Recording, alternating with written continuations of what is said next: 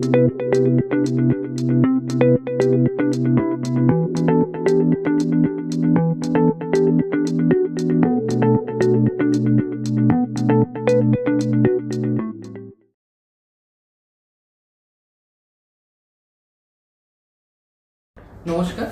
আমি ডক্টর সৌমেন্দু কারক, head neck surgeon.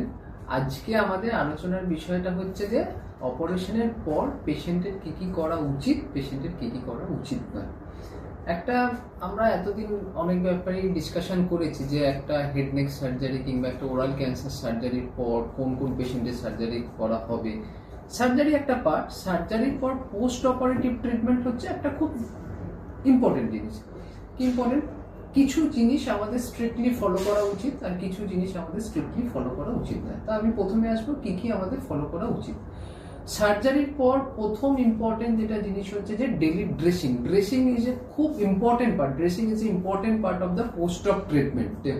Daily dressing including যে আমাদের ওরাল হাইজিন মেনটেনেন্স, ঠিক আছে, proper oral hygiene maintenance, mouth wash, properly mouth wash. আমি specially পছন্দ করি যদি পেশেন্টের আমি দেখি ফ্ল্যাপ খুব ভালো আছে, ইন্ট্রাঅলি ফ্ল্যাপ খুব ভালো আছে, আমি পেশেন্টকে আফটার 3 উইকস পেশেন্টদের ব্রাশিং করা স্টার্ট করিয়ে দিই। এটা অবশ্যই ডিপেন্ড করবে যে তার রিগার্ডিং রেসপেক্টিভ সার্জন তাকে যদি অ্যাডভাইস করে। সেকেন্ড জিনিস হচ্ছে যে মাউথ ওয়াশ, ঠিক আছে। মাউথ ওয়াশ হচ্ছে এমন একটা জিনিস, সেক্ষেত্রে হচ্ছে আমাদের ওরাল ক্যাভিটির হাইজিন ইনক্লুডিং ওরাল যে ফ্লোরা, ব্যাকটেরিয়াল ফ্লোরা, সেটা কম করে মাউথ ওয়াশ। মাউথ ওয়াশ সব থেকে আরেকটি ইম্পর্টেন্ট পার্ট হচ্ছে যে যদি পেশেন্ট ট্রাকিওস্টোমাইস থাকে।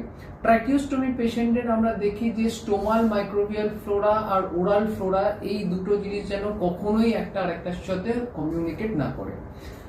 তৃতীয়, ড্রেসিং এর পর আরেকটা মোস্ট ইম্পর্টেন্ট আমি যে বলবো সেটা হচ্ছে যে ফিডিং।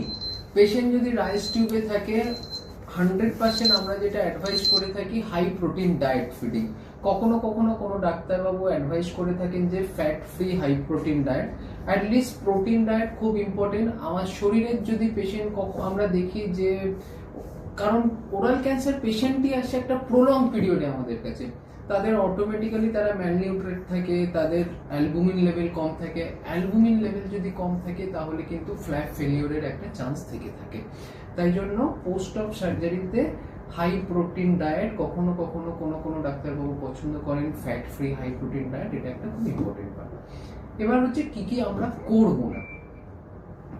খুব আমরা যত ডে টু ডে প্র্যাকটিস লাইফে আমরা খুবই ফেস করি, ম্যাক্সিমাম পেশেন্ট আমরা দেখি একটা তাদের টোবাকো হ্যাবিট থাকে, স্পেশালি কিছু কিছু পেশেন্টের অ্যালকোহল হ্যাবিট থাকে। তাদের একটা উইথড্রল সিনড্রোম হয়, তারা চায় যে তারা যেন আবার সেই হ্যাবিটটা তারা শুরু করতে চায়।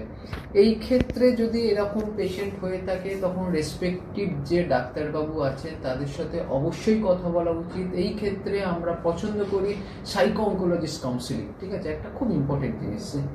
দ্বিতীয় ক্ষেত্রে যেটা হচ্ছে মোবিলাইজেশন, যেটা আমি মিস করেছি, মোবিলাইজেশন হচ্ছে যে সার্জারির পরে একটা খুব ইম্পর্টেন্ট জিনিস। যে অনেক পেশেন্ট এটা ভাবে যে অপারেশন হয়েছে মানে আমি বেড রেস্টে থাকবো, এটা একদমই ভুল কনসেপ্ট। বরং আর্লি মোবিলাইজেশন পেশেন্ট যত হবে তত পেশেন্টে কিন্তু তাড়াতাড়ি তোর প্রগনোসিস খুব ভালো থাকবে। আর যে কথাটা বলতে বলতে আমরা চলে এলাম সেটা হচ্ছে যে উইথড্রল সিনড্রোম কিংবা আবার অ্যালকোহল কিংবা টোবাকো রিআপটেক, সেটা তো কখনোই অ্যাকসেপ্টেবল নয়। এক্ষেত্রে যদি কোনো রকম ডাউট থাকে please concern your respective surgeon or consultant. নমস্কার।